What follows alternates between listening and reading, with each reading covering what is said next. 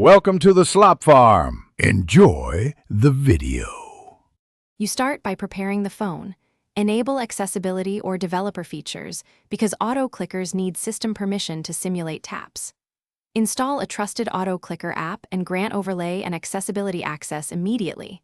This lets the app run over other apps. Once done, open the app and select a tap mode, single, multi-point, or swipe, and set the tap interval in milliseconds so you control speed. Make sure battery optimizations are off for uninterrupted operation. Next, you place tap nodes directly where interaction is required. Drag them precisely and pin each point so positions stay fixed. Then configure timing.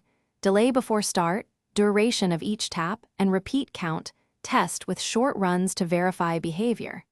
If the task needs swipes, switch to gesture mode and record a single swipe path, then combine taps and swipes into a sequence. Make sure to preview the sequence and observe how the app interacts with UI elements.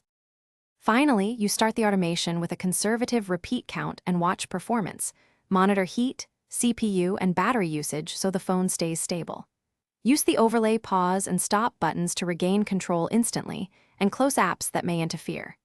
If taps miss or misalign, recalibrate nodes and increase the interval by 10 to 50 milliseconds to allow UI responses. One key troubleshooting tip: if the app loses permission, re-enable accessibility and overlay in settings, then restart the auto clicker. Thanks for watching. Consider subscribing if we helped you today.